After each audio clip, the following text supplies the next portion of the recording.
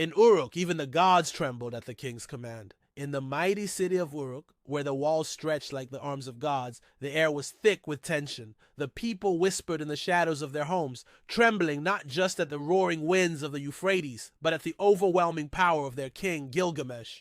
He was a force, larger than life, more than human. A king who ruled with the unrelenting grip of a god, commanding respect, fear, and adoration from his subjects. Yet beneath that power, there lay a bitterness, a deep flaw that would lead him down a path of no return. Gilgamesh, the 2/3 god and 1/3 man, was the epitome of strength, beauty, and wisdom. His name echoed through the halls of Uruk and beyond, a name that was both revered and feared. Yet his rule was anything but benevolent. In the city, where the Euphrates flowed endlessly, the people spoke of his arrogance and cruelty.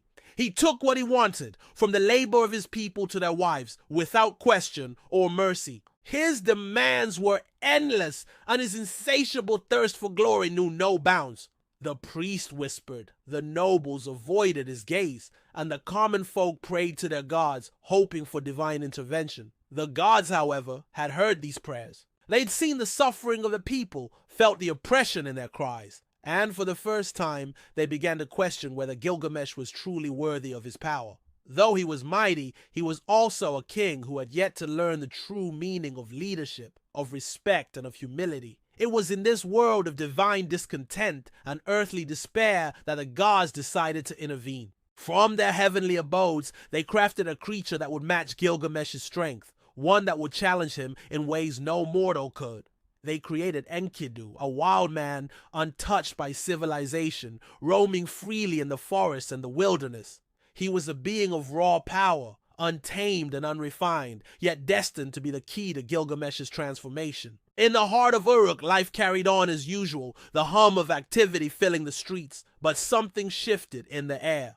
A new presence was coming. A force would soon challenge Gilgamesh's reign, and the consequences would be felt far beyond the walls of the city. The clash of these two powerful beings would set the stage for a journey that would change both of them forever. Their meeting would alter the fate of Uruk, the gods, and the very meaning of strength and leadership. Gilgamesh, unaware of the forces gathering against him, continued to indulge in his desires and reign with unchallenged authority. Yet he was beginning to feel a restlessness deep within, a sense that something was missing. Power alone had not satisfied him. Glory and conquest had not brought him the fulfillment he sought.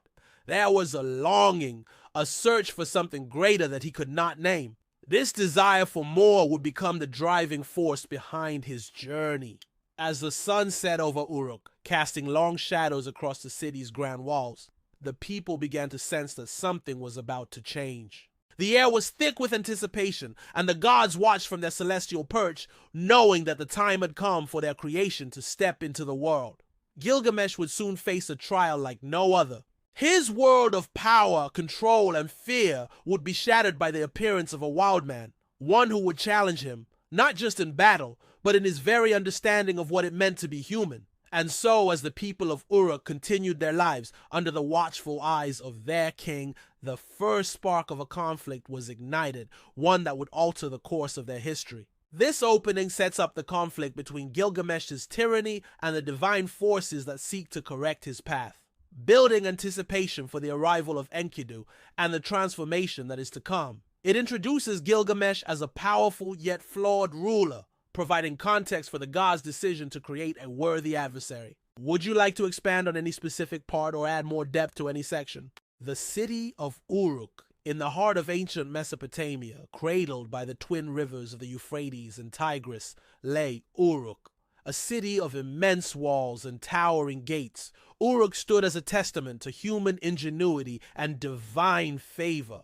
Its walls were said to be so vast that they could be seen from miles away, stretching across the horizon like a great beast's bones. These walls, however, were not built merely to protect the city from foreign invaders, but to house the weight of its ruler's ambitions. Uruk's streets were bustling with life, yet beneath the surface, a palpable tension lingered, one that grew stronger with each passing day. The people of Uruk lived in awe of their king Gilgamesh, whose name was spoken in reverence and fear. Gilgamesh was a man whose power had no equal, whose strength could shatter mountains, and whose wisdom was said to be beyond mortal comprehension. He was 2/3 God and 1/3 human, a king with divine blood coursing through his veins. But it was this very divine ancestry that twisted him into a tyrant. His rule, though mighty, was cruel. His desires were boundless, his ego insatiable. Where once kings were revered as protectors of their people, Gilgamesh had become the very embodiment of their oppression. His tyranny was not only manifest in his iron fist, but in his unchecked will. His thirst for power had no boundaries, and his insatiable hunger for glory left the people in the dust. He was the ruler who took without giving, who demanded the finest of sacrifices and offerings, yet offered little in return. The city, once a place of hope, had become a darkened realm where the people had no voice, and the rich grew richer while the poor were ground beneath the weight of his demands.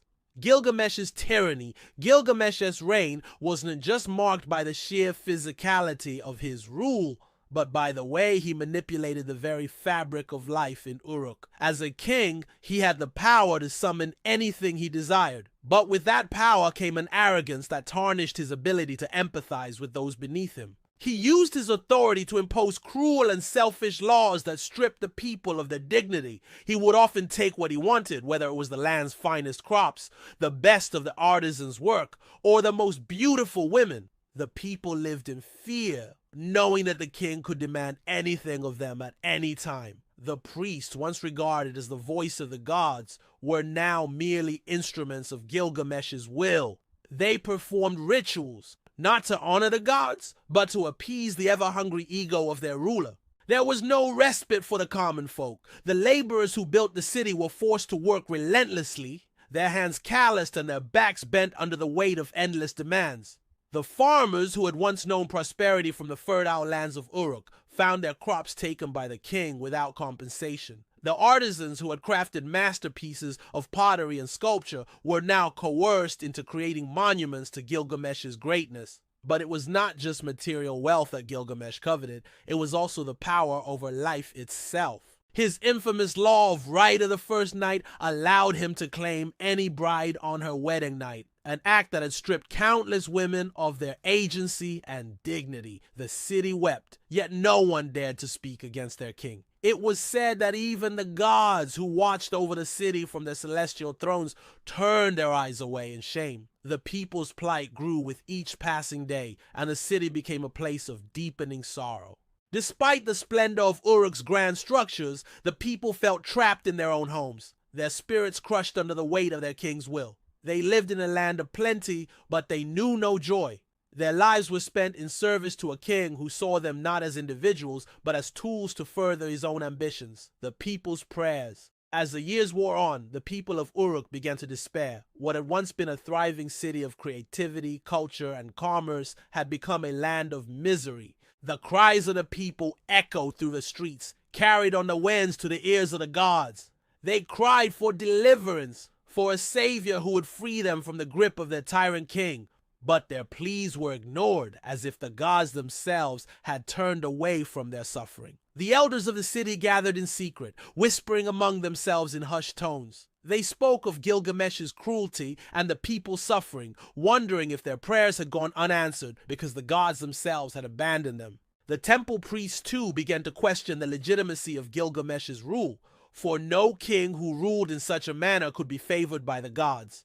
And so the people began to pray, not just for their well-being, but for a miracle. They prayed to the gods for a hero, someone who could challenge the mighty king and bring justice to the land. They prayed for a figure who could match Gilgamesh in strength and might, but who possessed the wisdom and compassion that Gilgamesh so sorely lacked. They prayed for the gods to intervene in the only way that could break the tyranny of their king. As the days grew longer and the sun beat down upon the cracked earth of Uruk, the people's prayers became more desperate. They gathered at the temples, lighting incense and offering sacrifices, hoping that somehow the gods would hear them. They called upon the great goddess Uruk, the creator of mankind, and begged her to send them a champion, a being capable of standing against Gilgamesh. The priests performed rituals, their chants rising to the heavens like the sound of a distant storm. But still no response came. The gods remained silent, and Gilgamesh's reign continued. The city's once bustling streets had grown quieter, the people's voices muffled under the weight of their grief. The inciting incident, the creation of Enkidu. It was in the midst of this despair, in the darkness of the city's heart, that the gods finally decided to act. They could no longer ignore the cries of the people, nor could they allow the city to be consumed by Gilgamesh's unchecked power.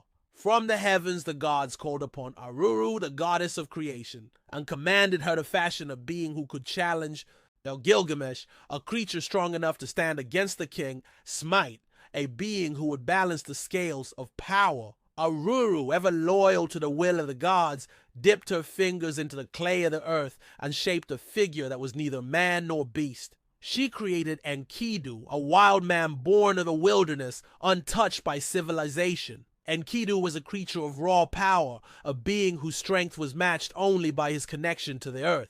He was the perfect foil to Gilgamesh, untamed, free, and immune to the shackles of civilization. Enkidu was not raised in a royal palace or trained in the arts of war. Instead, he was raised by the animals of the steppe, learning the ways of the wild. He ran with the gazelles, swam with the otters, and roamed the land as one with nature. His strength was unparalleled, his instincts sharp.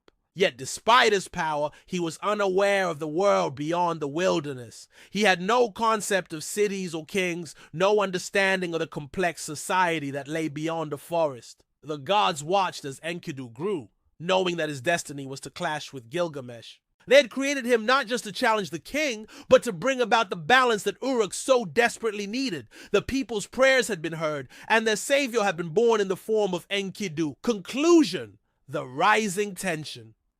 As the people of Uruk continued to pray in their desperate hope, Enkidu began his journey into the world of men.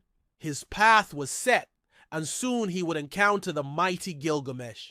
But before that, the gods knew that Enkidu's innocence would be tested, and his very nature would be altered forever.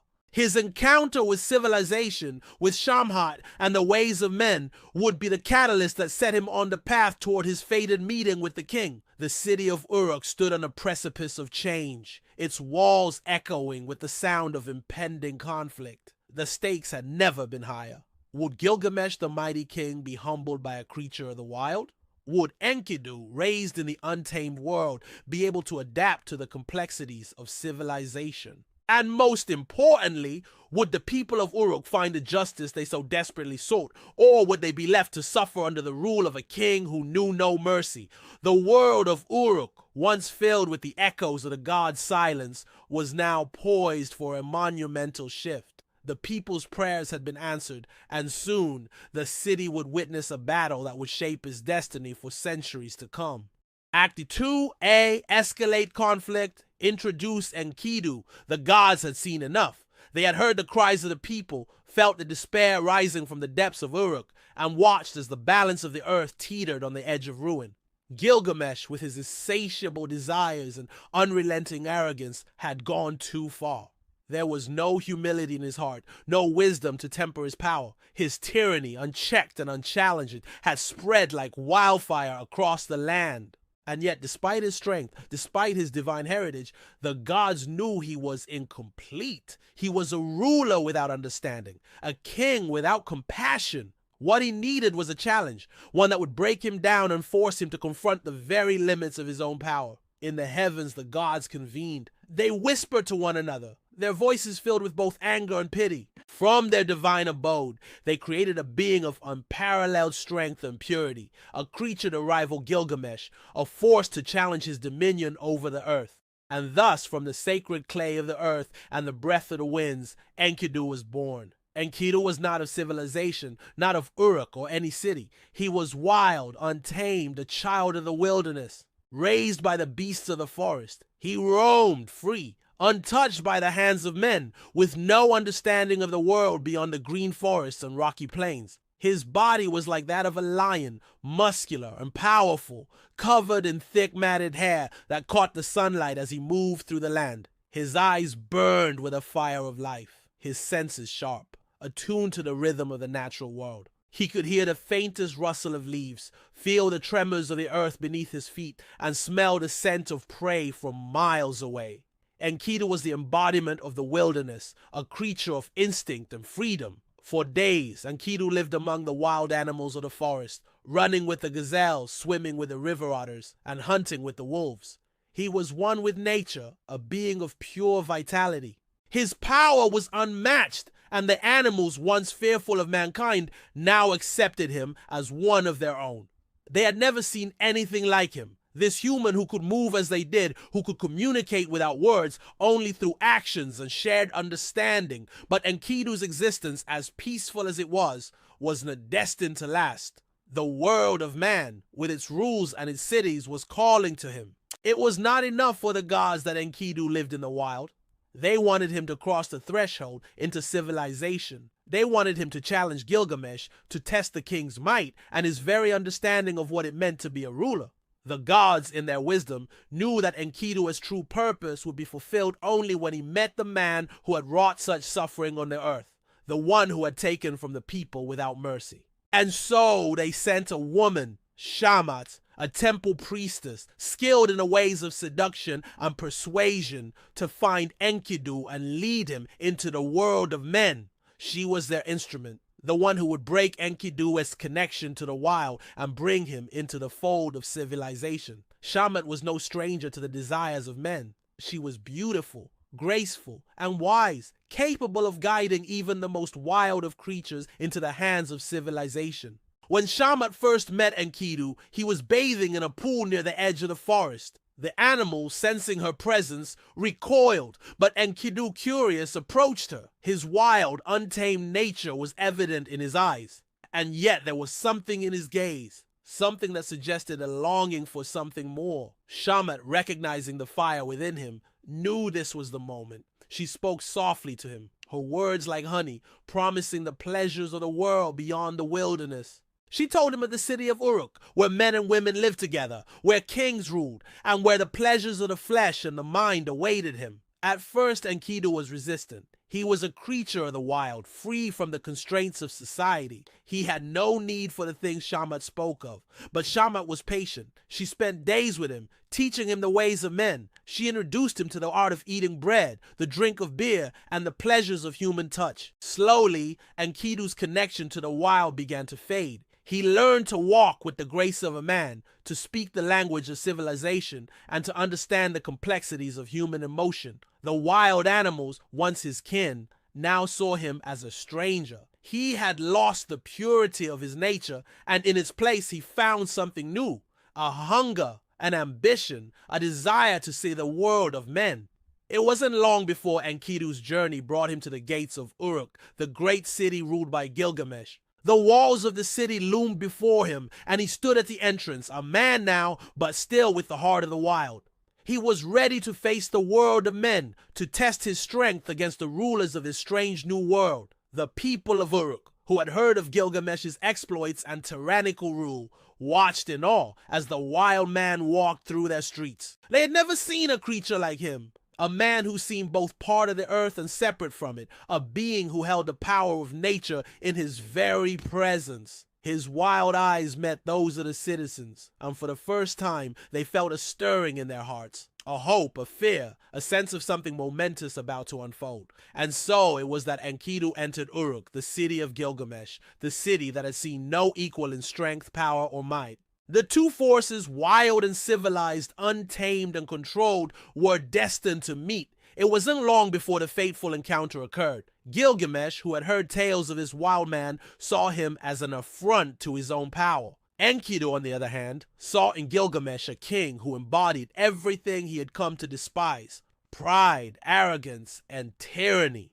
Their first meeting was not one of friendship, but of conflict. They met in the city streets, and their eyes locked in mutual defiance. The clash between them was inevitable, and the city of Uruk became the battleground for their contest. Gilgamesh, with his towering strength and godlike presence, saw Enkidu as a threat, an outsider who dared to challenge his rule. Enkidu, with his wild heart and newfound purpose, saw Gilgamesh as a king who needed to be humbled, a ruler whose power had grown unchecked for far too long. Their battle was fierce and unrelenting. The ground shook beneath their feet as they grappled, their muscles straining with each blow. The people of Uruk watched in awe as the two titans collided, their strength evenly matched. Neither one could claim victory, but the battle, instead of breaking them, forged an unbreakable bond between them. They recognized in one another not just enemies, but equals. Two beings who could not be controlled, who could not be swayed by the forces that sought to dominate them. The clash between Gilgamesh and Enkidu would not end in death, but in something far more powerful, a friendship, one forged in the fires of conflict and tempered by the mutual respect they had for each other as strength. This bond would shape their destinies, leading them on a journey that would take them to the ends of the earth and beyond as they faced the greatest challenges of their lives. But before that, they would embark on a quest together, one that would test their friendship and their courage, and in the end transform them both in ways they never imagined. Major twist: confrontation in Uruk, the fateful wrestling match. The city of Uruk was never the same again. Uruk was a city of splendor, a city known for its towering walls and monumental gates that shimmered under the rising sun. It was a place where kings lived in golden palaces, and the streets echoed with the sounds of merchants peddling wares and artisans crafting their finest works. But beneath this veneer of civilization, Uruk was a city in turmoil, trapped beneath the iron fist of its ruler, Gilgamesh. For years, the cries of the oppressed people had gone unheard. Their hopes had dimmed, their spirits broken by a king who believed himself invincible. And yet, for the first time in a long while, something was about to shift. A force, wild and untamed, had entered the city. The creature the gods had fashioned to restore balance, to challenge the king's arrogance. That force was Enkidu. The people watched with bated breath as the wild man approached the gates of the city. They had heard of his strength, his unyielding power, and they whispered among themselves, wondering if this was the moment they had been waiting for, the moment when the mighty Gilgamesh would finally meet his match. As Enkidu walked through the city streets, his wild presence sent ripples through the crowd. His very being seemed to defy the laws of civilization. His hair, tangled and thick like the mane of a lion, caught the sunlight as he moved. His muscles rippled beneath the rough, weathered skin that spoke of years spent living in the wilderness. Enkidu's eyes were a mirror to the untamed forces of nature, sharp, keen, and full of fire. And it was in these streets, under the very gaze of Gilgamesh, that their fateful encounter would take place. The people of Uruk, sensing something momentous in the air, gathered in silence, awaiting the confrontation between the wild man and their king. The call to arms, Gilgamesh's response. Gilgamesh, the two-thirds god, the ruler of Uruk, had been told of the wild man who had entered the city. Some spoke of Enkidu with awe, while others with fear. But to Gilgamesh, this creature was nothing more than a threat to his power, an affront to the great king who had for so long been untouchable. Who dares to challenge my might? Gilgamesh roared as he stood atop his palace, gazing down at the crowds below. His voice boomed through the streets, carrying across the city like a thunderclap. To him, the wild man was a curiosity at best, a nuisance at worst. But Gilgamesh could not ignore the challenge that had been thrust upon him. No one, no matter how wild, no matter how strong, could question his authority. And so he ordered his guards to bring Enkidu before him. Enkidu, unshaken by the king's command, made his way through the streets with a sense of purpose. As he approached the palace, the air around him seemed to crackle with anticipation. The people had heard the rumors, whispers of a wild man who could match Gilgamesh in strength, a being who had been molded by the gods themselves to bring balance to the world. At the gates of the palace, Enkidu stopped, his eyes locking with those of Gilgamesh. The king descended from his throne, towering over the wild man. Their gazes met in a fierce, unspoken challenge. The moment was electric, one that had been years in the making. The clash between these two forces was inevitable. The fateful wrestling match. A clash of titans. The air was thick with tension as Gilgamesh and Enkidu squared off. There was no speech, no formal challenge, no declaration of war. It was as if the city itself held its breath in anticipation, knowing that this moment would be the turning point for all of Uruk. Without warning, the two men lunged at each other. The sheer power of their movement sent ripples through the crowd, and the earth beneath their feet seemed to tremble. Gilgamesh, with his godly strength, gripped Enkidu in a bear hug, his muscles straining as he attempted to break the wild man's will. But Enkidu, wild and untamed, matched the king's strength with a ferocity that took even Gilgamesh by surprise. Their bodies crashed into each other like two mighty storms colliding. Gilgamesh was the son of a goddess, a being who had known no true defeat. Yet Enkidu was born of the earth itself, shaped by the gods to challenge those who thought themselves invincible. The clash between them was not just physical. It was a battle of wills, a struggle for dominance that would determine the fate of Uruk. Gilgamesh, for the first time in his life, found himself faced with an opponent who could match his strength. Enkidu's wild energy was unstoppable. With every twist and turn, Enkidu defied the king's grip, his movements swift and unpredictable. The two men grappled, their muscles straining with the effort of the fight, but neither willing to give an inch. Enkidu's strength was like the raw power of nature itself, untamed, relentless, and unyielding. He fought not with the precision of a trained warrior, but with the ferocity of a wild beast. His blows were wild, unpredictable, and full of the power of the earth. With each strike, he seemed to tap into something primal, something ancient. Gilgamesh, however, was no ordinary man. His divine heritage granted him a strength beyond the reach of mortals. He was a king, and kings do not bow down. But as the battle raged on, Gilgamesh began to feel the weight of the struggle. Enkidu was not just strong, he was clever, and his wild instincts were sharper than anything Gilgamesh had ever faced. For the first time in his life, the mighty king found himself in a position of vulnerability. The fight was no longer a contest of power, but a contest of endurance. Each grapple, each struggle, each movement brought them both to the brink of exhaustion. Their bodies were covered in sweat and dust, their breathing ragged and heavy. But then, in a moment of sheer explosive power, Enkidu managed to twist Gilgamesh into an immovable hold, pinning the king to the ground. The crowd gasped. For the first time in history, the mighty Gilgamesh was held by another man, brought low by the raw, untamed force of Enkidu. The aftermath, a shifting tide. The city was silent. The people stood in awe, their eyes fixed on the two men locked in combat. The struggle had been fierce, but in the end, it was Enkidu who had gained the upper hand. Yet the victory was not one of humiliation or defeat. It was one of mutual respect. As Gilgamesh lay beneath Enkidu's grip, something shifted between them. There was no animosity, no anger. Instead, there was a quiet understanding. Gilgamesh, the king who had never known defeat, now faced the truth. He had met his equal. Enkidu had not only matched his strength, but had tested the very foundation of his authority.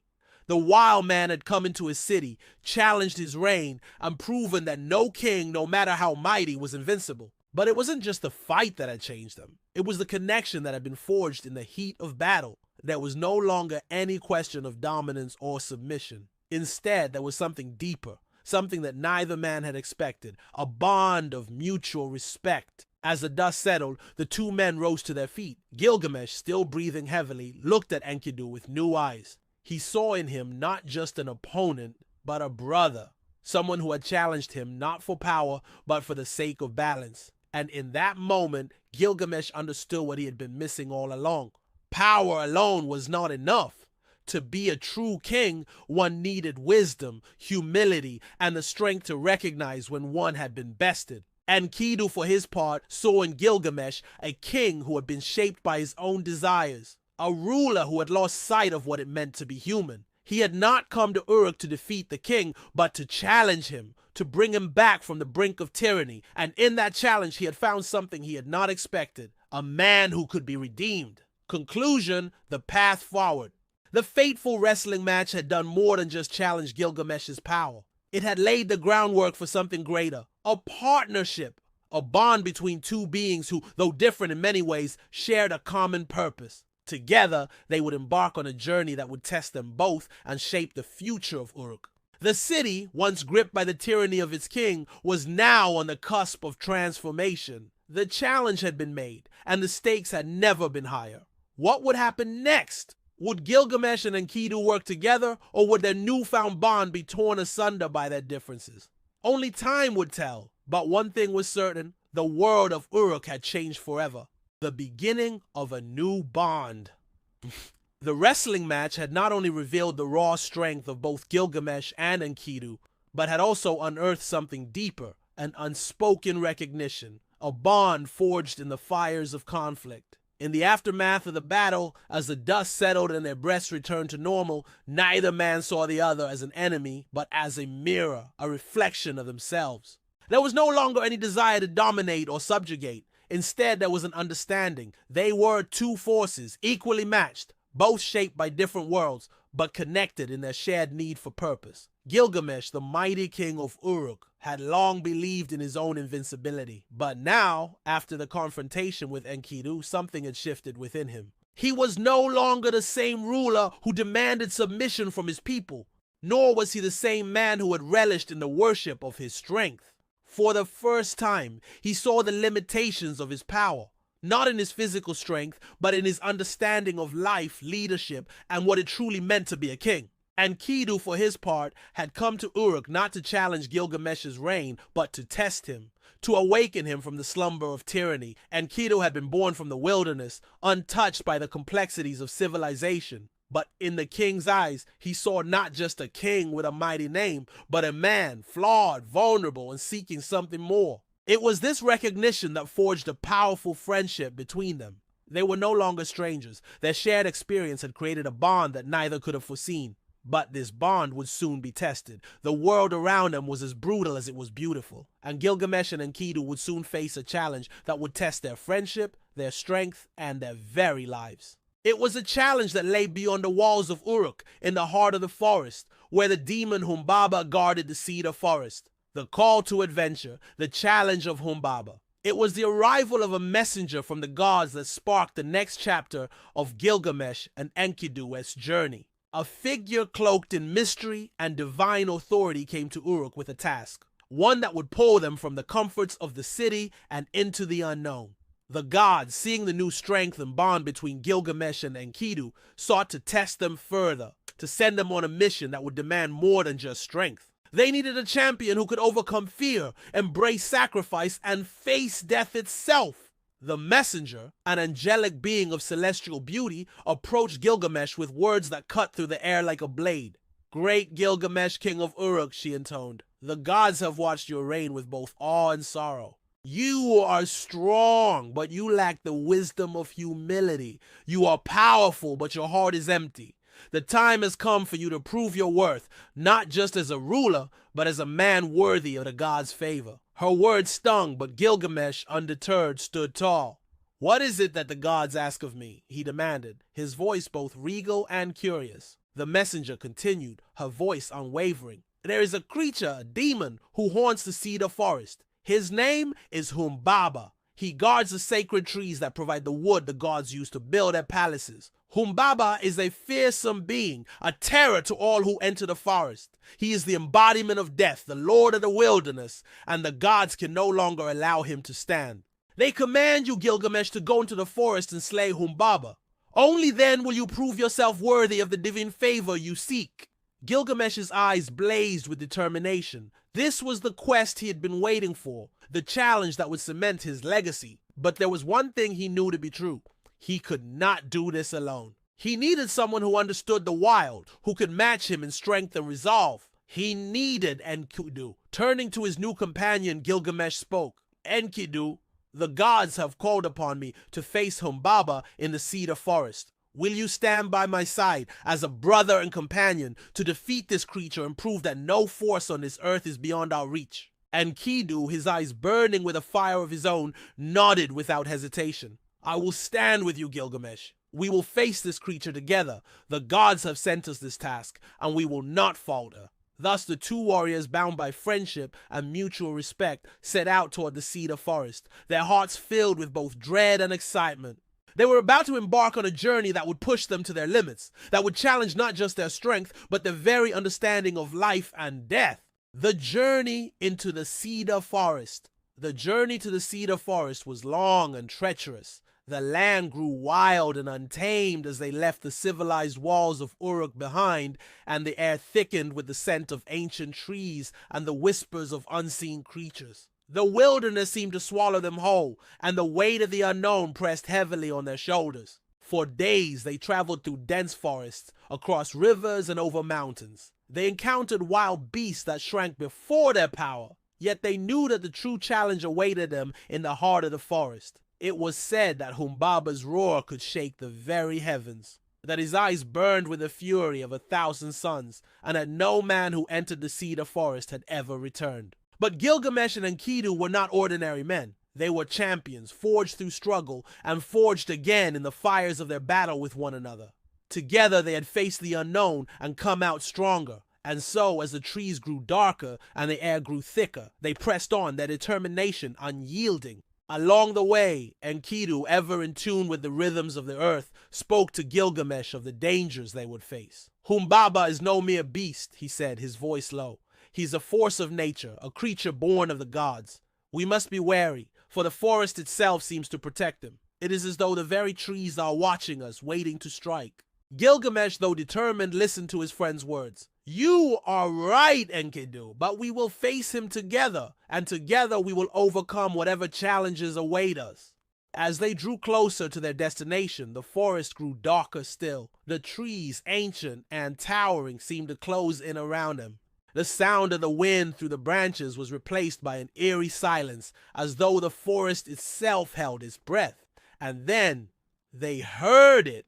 A distant roar, like the sound of thunder split in the sky. It was the roar of Humbaba echoing through the forest, a warning to all who dared to approach. The ground beneath their feet trembled, and the trees swayed as if alive, their branches reaching out like fingers blocking their path. This was it. The moment they had been preparing for had arrived. The battle with Humbaba. At the heart of the cedar forest, Gilgamesh and Enkidu found themselves face to face with the legendary Humbaba. The creature was as terrifying as the tales had described. His body was massive, his skin hardened like stone, and his eyes glowed with an unearthly fire. His roar echoed through the forest, shaking the very earth beneath their feet. Humbaba, the guardian of the sacred trees, stood before them like a mountain, his every movement filled with the raw power of the wilderness. He was a creature of death, his very presence a reminder of the fragility of life. But Gilgamesh and Enkidu were undeterred.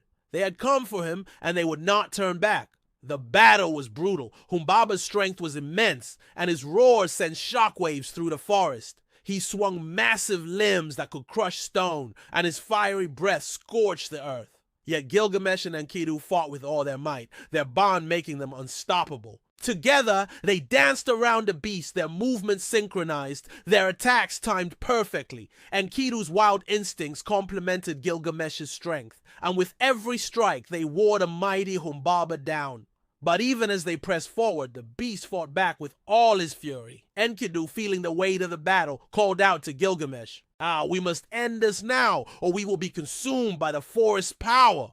Gilgamesh nodded, and with a final mighty strike, they together felled the beast.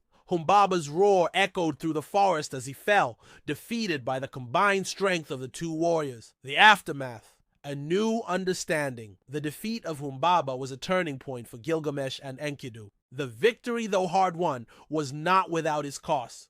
As the two stood over the fallen creature, they realized that they had not just defeated a demon, they had overcome their own fears, their own doubts, and their own limitations. The gods, watching from above, saw the bond between the two men and the strength they had found together. Their quest had been about more than just defeating Humbaba. It had been about proving that no challenge was insurmountable when faced together, and that friendship and trust were the true keys to power.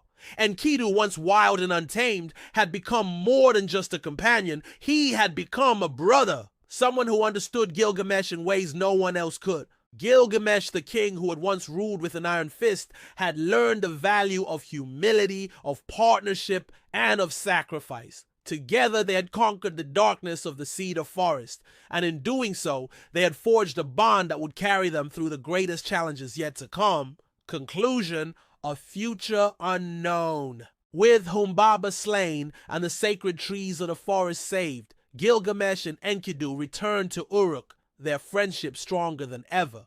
The people of the city, who had once feared Gilgamesh's power, now saw him in a new light, a king who had faced the darkness and emerged victorious. But as they stood at the gates of Uruk, a new journey awaited them. The gods, having seen their triumph, would soon present them with another challenge, one that would test their friendship in ways they could not yet imagine. But for now, they stood side by side, knowing that together there was no force on earth that could defeat them.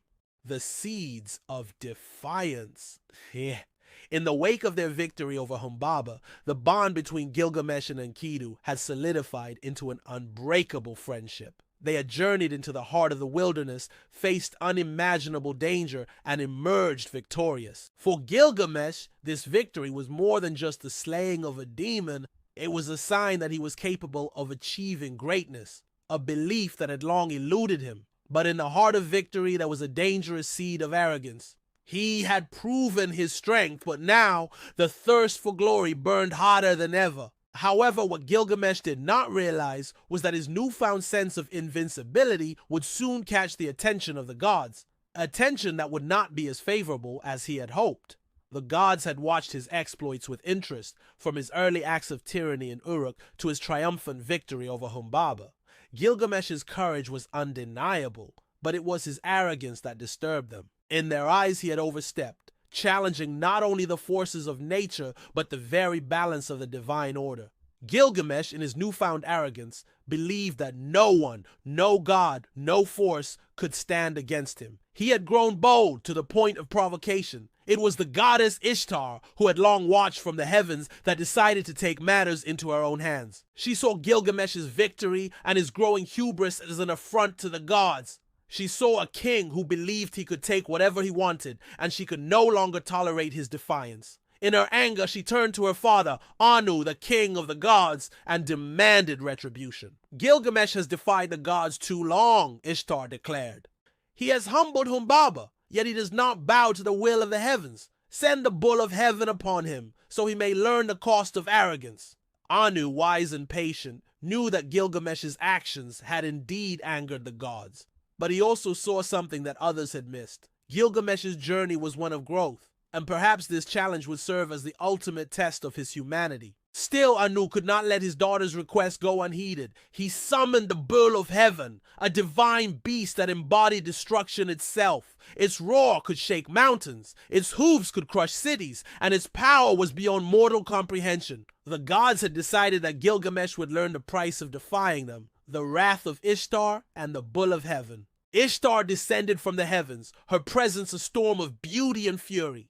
Her eyes blazed with divine fire as she approached Gilgamesh. The king, who had known the love of women and the admiration of his people, now faced the wrath of a goddess scorned. Gilgamesh, Ishtar called, her voice like the echo of thunder. You who have defied the heavens and humiliated me, prepare to face the consequences of your arrogance. The gods have decreed that you will be punished for your pride. The bull of heaven has been summoned to destroy you. Gilgamesh, never one to bow to anyone, let alone a goddess, met her gaze without flinching. His pride had been bruised, and his defiance had only grown stronger since his victory over Humbaba.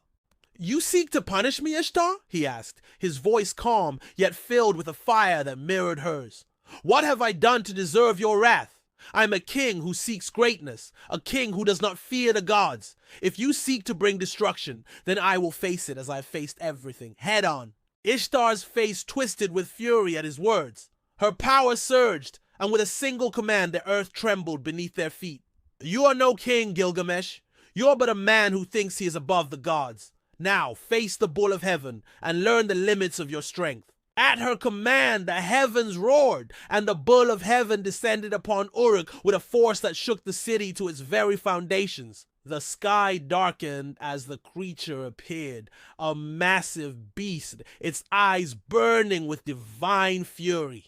The bull of heaven's hooves pounded the earth, sending shockwaves through the city, and its roar could be heard for miles, like the sound of 1,000 storms converging. The people of Uruk, already weary from Gilgamesh's reign, looked upon the beast in terror. The bull of heaven was no mere creature. It was a force of nature, a divine punishment sent to ravage the land. It was clear that Gilgamesh, despite his strength, wasn't prepared for this. The battle with the bull of heaven. As the bull of heaven charged into the city, its eyes locked on Gilgamesh. The beast's divine power surged, and it let out a terrifying roar that sent shivers through the bones of every man, woman, and child in Uruk. The ground beneath its hooves cracked open, and the air grew thick with the scent of fire and destruction. Gilgamesh stood his ground, his chest heaving with the weight of the challenge ahead. He was a warrior, a king who had defeated the might of Humbaba, and he would not be cowed by this celestial beast. His heart pounded with the rush of battle, but beneath that there was a growing realization. This fight was unlike anything he had ever faced. This was not a challenge of strength alone, but of will, of survival, and of defiance. Enkidu, ever the loyal companion, stood beside him. Gilgamesh, he warned, this is no ordinary creature. It is a force of the heavens themselves. We must be careful, or we will be destroyed. Gilgamesh nodded, but his resolve did not waver. Together we will face it, Enkidu. The gods may send their wrath, but we will not be cowed. The bull of heaven charged, its massive horns aimed at Gilgamesh's chest. But the king was quick, his movements fluid and precise. He leapt to the side, narrowly avoiding the deadly horns, and swung his sword with all his might. The blade struck the bull's side, causing a shower of sparks, but the creature's divine hide was too thick to be pierced. With a terrifying bellow, the bull retaliated, sweeping its mighty tail and sending Gilgamesh sprawling to the ground. Enkidu sprang into action, his wild instincts guiding him. He leaped onto the bull's back, his arms wrapped around its massive neck, attempting to choke the beast into submission. But the bull thrashed, sending Enkidu flying into the air like a ragdoll. He landed hard on the ground, his body bruised but not broken. Gilgamesh rose to his feet, his eyes blazing with fury. This beast is nothing compared to the forces I've faced. We will not lose. Together, they charged the bull, their movements synchronized. Gilgamesh struck with his sword, while Enkidu clawed at the beast's hide with his bare hands. The battle raged on, the earth trembling beneath their feet with every blow. Sweat dripped from their brows and their muscles burned with exhaustion, but neither man would relent. This was a fight for their survival, for their friendship, and for the very fate of Uruk. Finally, after what seemed like an eternity, Gilgamesh found an opening. With a mighty roar, he plunged his sword deep into the bull's heart. The beast let out one final, earth-shattering roar before collapsing to the ground, its life force fading into nothingness. Divine retribution, the price of arrogance. The bull of heaven lay slain, its massive body sprawled across the city of Uruk. The ground was torn apart, the city in ruins, but the beast was dead. Gilgamesh and Enkidu stood victorious, but their triumph was short-lived. The gods, furious at the defiance shown by Gilgamesh, could not allow this act of rebellion to go unpunished. Ishtar, enraged by the death of the bull, descended from the heavens once more. Her eyes blazed with divine fury as she confronted the two men. "You dare to defy me!" she screamed, her voice carrying the weight of the gods themselves. "You, Gilgamesh, will pay the price for your arrogance. You have slain the bull of heaven, and for that you will be punished."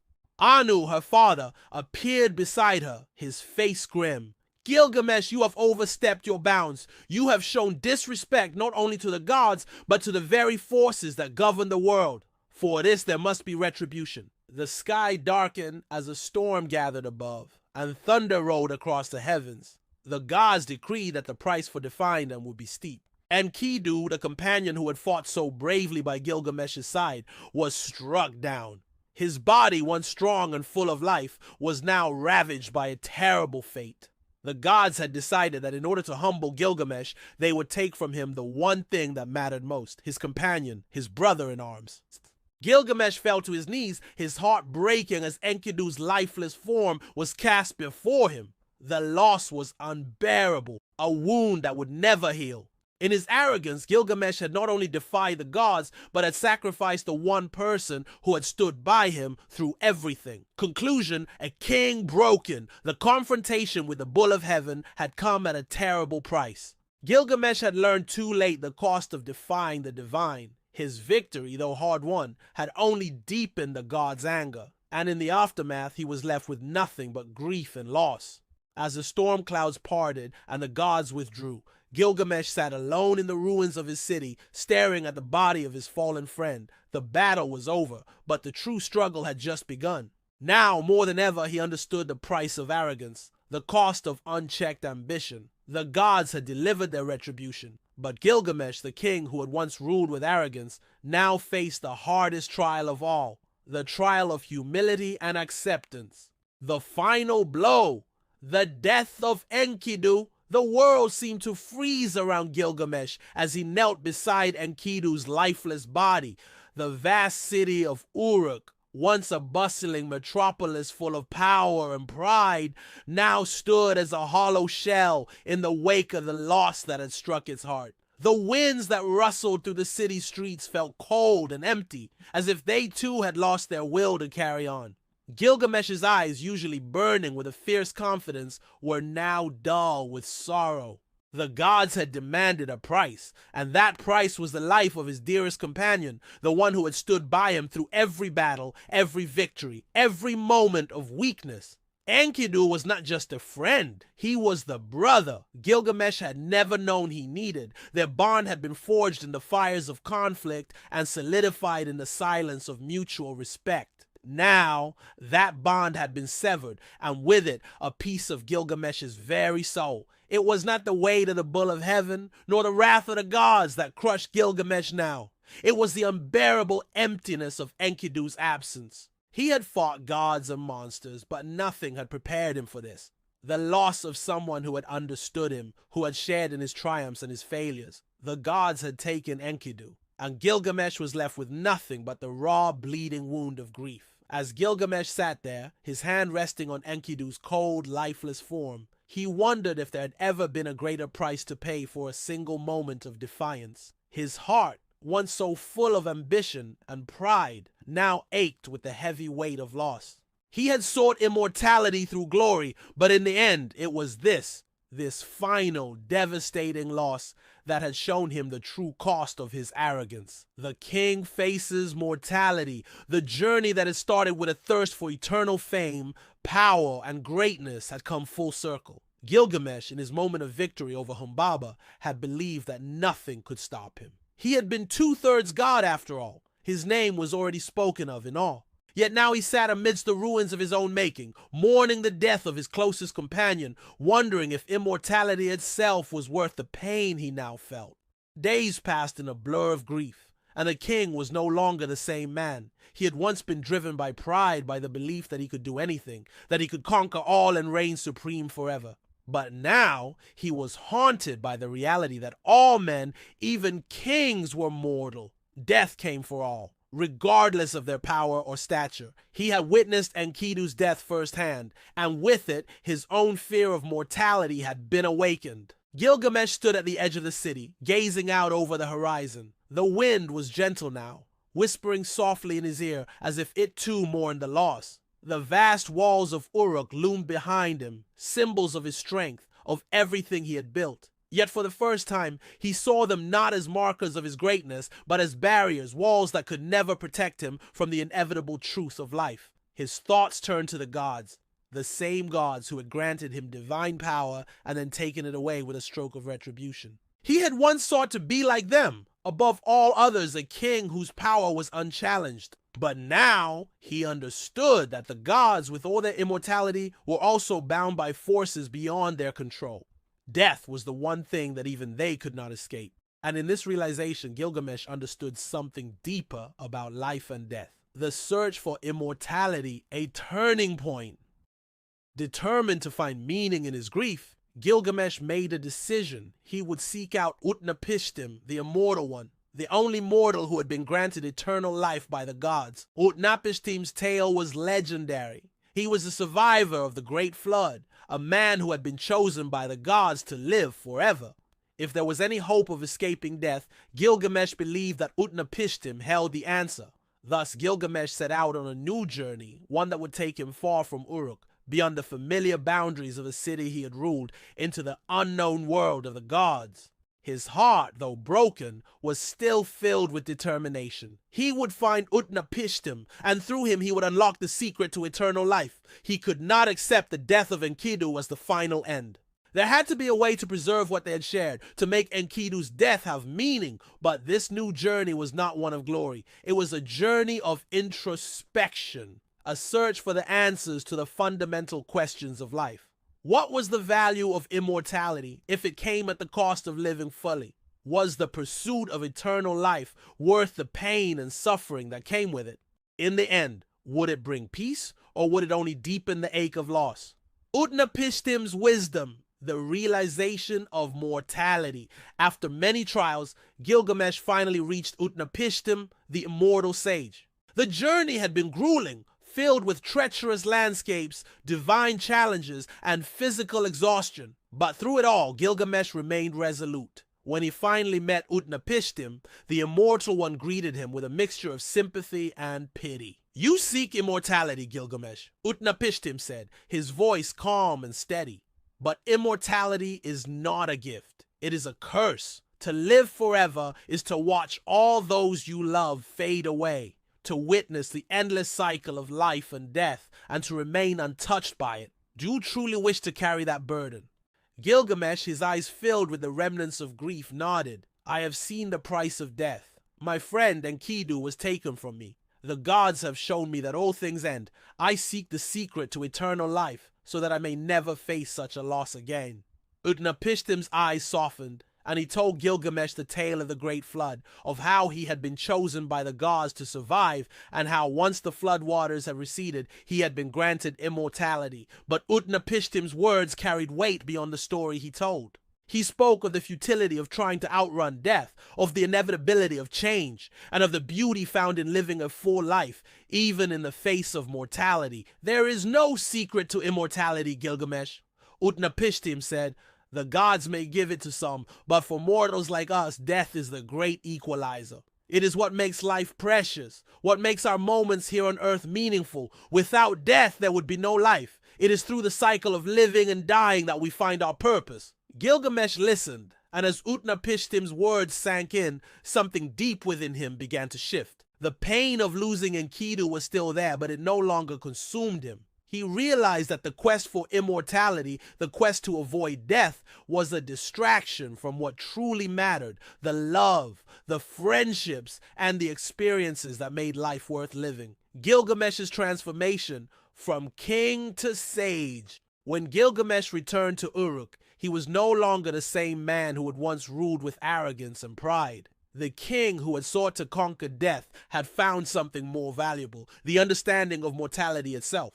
He had seen firsthand the cost of arrogance, of seeking to escape the natural order of life. But in that same pursuit, he had gained wisdom, a wisdom that could not be found in eternal life, but in living fully and embracing the impermanence of existence. Gilgamesh returned to Uruk, not as a conqueror, but as a wise leader, a ruler who understood the importance of compassion, of cherishing the time he had with those around him. His transformation was not just physical, it was spiritual. He had faced the darkest depths of grief, the terror of mortality, and the emptiness of loss. And through it, he had come to understand that it was not the pursuit of immortality that gave life meaning, but the bonds he had formed, the people he had loved, and the legacy he left behind. As he gazed upon the walls of Uruk, he no longer saw them as symbols of his own greatness. Instead, he saw them as symbols of the city he had built, the people he had protected, and the life he had lived. He understood now that his true immortality would lie not in avoiding death, but in how he lived his life, in how he inspired others, in how he loved, and in how he left behind a legacy that would endure long after he was gone.